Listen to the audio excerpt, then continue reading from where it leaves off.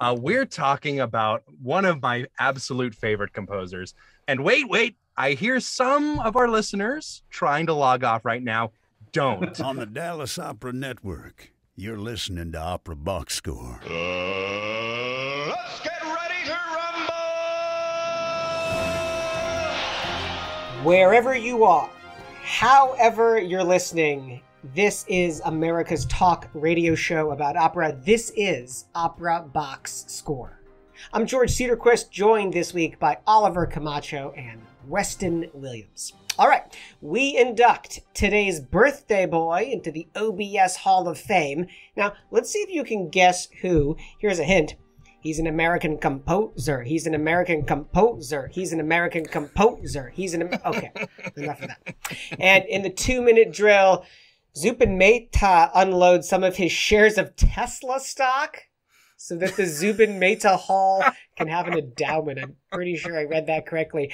I know that if you're watching on TDO, I want you to subscribe to the full podcast to get the full show that we put out each and every week. Stitcher, Spotify, you click follow. If you listen on Apple Podcasts, smash that plus sign. It is that easy.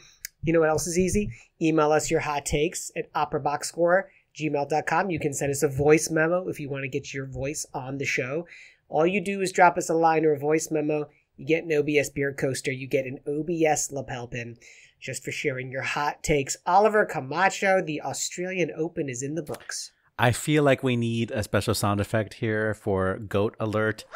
Rafael Nadal. Oh, that sound effect. 2 sets down, came back to take the title in 5 sets, beating Novak Djokovic and Roger Federer for 21 total Grand Slams. Phenomenal. And it was, I don't know if you guys watched it. It started at whatever 3 o'clock in the morning locally and didn't finish until like 8 a.m. So if you woke up, you saw like the last couple of games.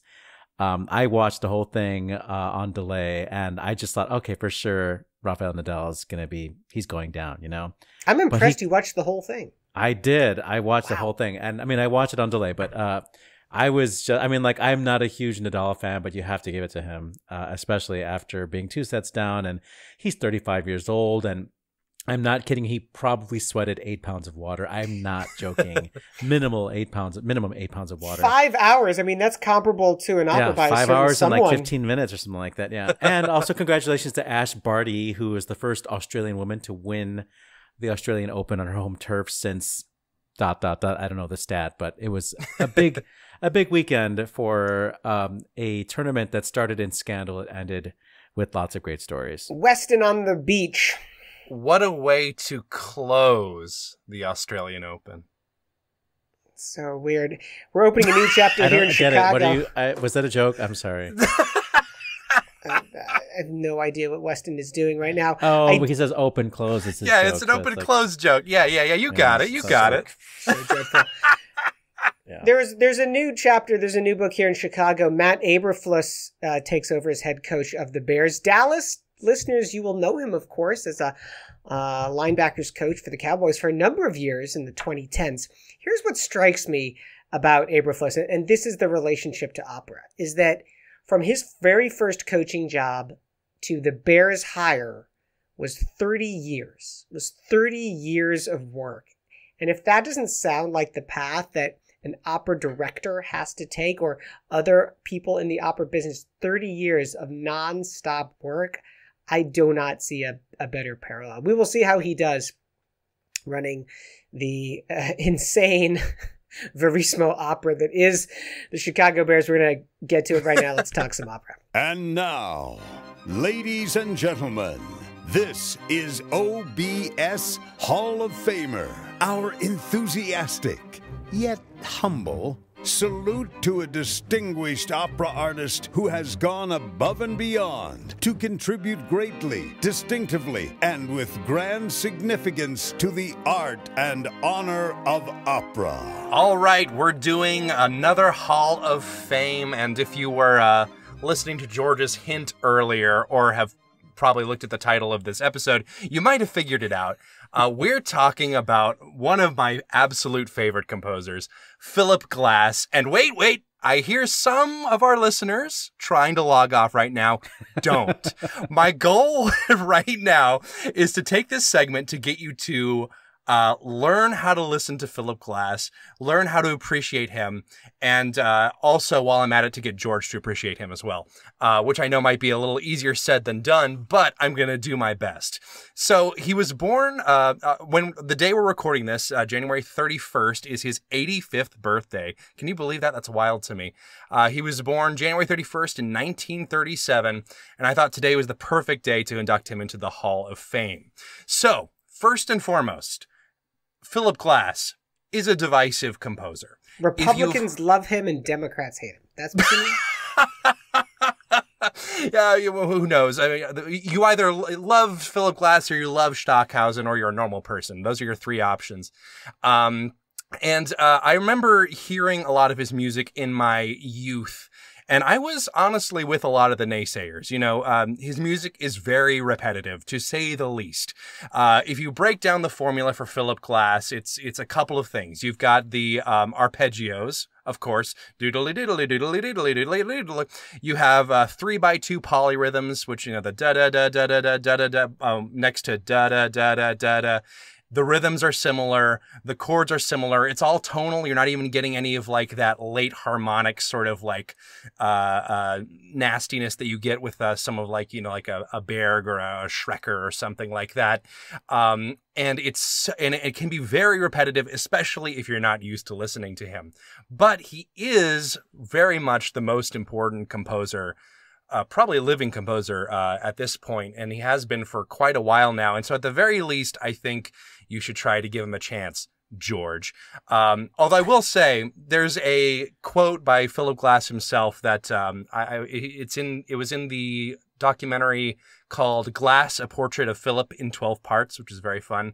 This is a direct quote by him in like the opening lines of the documentary. There's a lot of music in the world. You don't have to listen to mine. You have my blessing. Listen to something else. And really, I think that's really what makes Philip Glass interesting. Because if you listen to a lot of 20th century composers, your Boulez's, your Stockhausens, even some of like, you know, your Schoenbergs and stuff, you have like this like animosity towards your audience sometimes, right? You're kind of, you want to compose something that's your own to the point where you begin to reject the audience. But Philip Glass is not really like that. The reason he composes like that, the arpeggios and the polyrhythms, is because he genuinely wants to compose that way. If you read anything by him, like his autobiography, or if you watch interviews, it's very clear that that's just like what he likes and what he's interested in. So I think it's very important, if you're trying to get into Philip Glass or trying to understand Philip Glass, to know a little bit of his background. He was born in 1937. He was from a family of immigrants, I believe, Lithuanian Jewish immigrants. As a matter of fact, his parents were had a little program going where Holocaust survivors and refugees would come into their house and literally just stay while they got on their feet in America to get away from, you know, the continuing persecution in Europe even after the Holocaust. And his father owned a record store. And so he was brought up on a lot of like the classics and the new music of the time. We're talking late 30s, early 40s. And he listened to Schoenberg. He listened to the classics. He liked Schubert a lot, Mozart, Bach. He was also very fond of Bartok, which I think is really interesting, given how he thinks of music as, you know, something that proceeds out of like a person rather than a movement, right? And Bartok was all about the folk music and things like that. He went to U of C, didn't he? He did, yeah. He not only that, he went to the University of Chicago starting at the age of 15. Yeah, I know, right? He makes you feel so bad about yourself. He went to the University of Chicago at age 15, not for music, He went for philosophy and mathematics. He graduated very early. He actually did some of his first compositions then. There's actually some early serialistic pieces that he composed, which is wild, that are bouncing around from that time period. And then he went home, having gotten these 2 advanced degrees at the University of Chicago, and told his parents, actually, I think instead of stopping school, I want to go to Juilliard instead, which is... which was apparently a bit of a head turn for them. He went to Juilliard. He got first exposed to like minimalism, Steve Reich, you know, the pulsing sort of things. I should say before that in Chicago, he was exposed to jazz and rock music, which he was very interested in because of the energy of it, the sort of unpretentiousness of it in his eyes. And then he graduated Juilliard with flying colors, and he was like, that it wasn't quite enough. I need to go across the ocean to France, where he studies with Nadia Boulanger.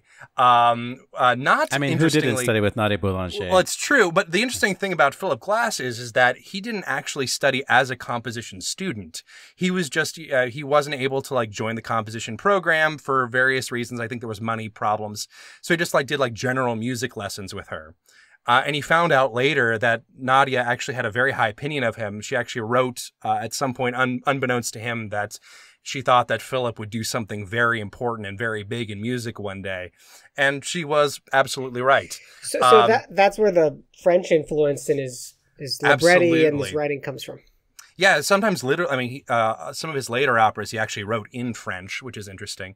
But there I think you can really hear it in the orchestration. There's a distinctive sort of smoothness in Philip Glass's orchestrations, whether it's with the electronics or with like woodwinds and brass. There's always something that feels very balanced about it, which I think is very much the French influence, particularly Nadia's influence, especially if you listen to the music of Nadia herself and her sister Lily, who I'm also a big fan of. But he keeps like picking up these pieces that will eventually become his signature style. But he still doesn't have his final piece yet. His final piece comes when he actually visits India and Nepal. Like a lot of people, you know, back in the late 50s, early 60s, there was this interest in sort of like musical ideas coming out of India, especially. You even heard in pop music, like with the Beatles, because there's certain ways of composing that are not the same as in traditional Western classical music. Philip Glass likes to tell the story of how one of his jobs in India was to transcribe a piece of Indian classical music to Western classical instruments. And he was really, really struggling. He was just trying to like do it. And like there was a deadline and like he wasn't getting it. And the person he was working with was getting more and more frustrated with him. And eventually he's like, okay, why am I not getting this? And he realized something was wrong with the rhythm. So he erased the bar lines on his piece of music. And from there, it all came together. The additive rhythms of Indian classical music really started to make sense to him. Those 2x3 polyrhythms are a thing that happen a lot in Indian music, especially Indian classical music, I should say. And it was the final piece that like really clicked and really set him on his compositional journey. Good call. Bad call on Opera Box Score. Thanks for hanging out with us wherever you are and however you're listening. Good call, bad call. It's going to take you home tonight. We're going to kick it off with our creative consultant, Oliver Camacho. I just wanted to shout out to baritone Justin Austin, who is a singer that I didn't know about, but friend of the show, Will Liverman, introduced me to his singing, and he is making his debut singing Intimate Apparel, the Ricky and Gordon show. He's been getting great reviews actually so far, and he was just profiled in Opera News magazine, so good on him. So keep your eye out for baritone Justin Austin. Weston Williams.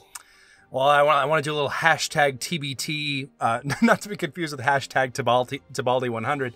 Hashtag TBT to Philip Glass retweeting that lovely video of the video game character Toad with long legs dancing to his music. Philip Glass, his official account, literally retweeted that about a year and a half ago, and I have not been able to stop thinking about it since. I've been spending a lot of time thinking and reading about improv comedy. And if you're here in Chicago, you might know the improvisers Fuzzy and Erica. They have done more improv shows than I have had hot dinners. And I had a chance to have dinner with them the other night and to talk about improv and what makes improv great and how to read about it and think about it and what a night it was. And there were no audience suggestions, which was the only strange thing about it. Hey, that's it. You're really trying to widen the net of Opera Box Score, George. Good job. Improv opera is next on the list. Yeah. That's it for this week's edition of America's Talk radio show about opera. Our announcer, he's Norm Woodel, normwoodel.com. On Facebook, you search for Opera Box Score. On Twitter and Instagram, it's at Opera Box Score. Help us deepen that bench of listeners by liking and sharing our social media posts. Again, if you're watching on TDO, make sure you subscribe to the podcast, Stitcher, Spotify, and Apple Podcasts. You just smash the plus sign. Email us those hot takes. Send us that voice memo, operaboxscore@gmail.com. Get that OBS beer coaster, the OBS lapel pin. Our creative consultant is Oliver Camacho. Our audio and video editor is Weston Williams. I'm George Cederquist, asking you to continue the conversation about opera as you get in the queue to be considered for the Footy Fan Chorus. We're back with an all-new show next week. We get you ready for the Super Bowl with national anthem singer Scott Ramsey. Plus, you get more opera headlines, more hot takes, and more charitable deductions. Join us.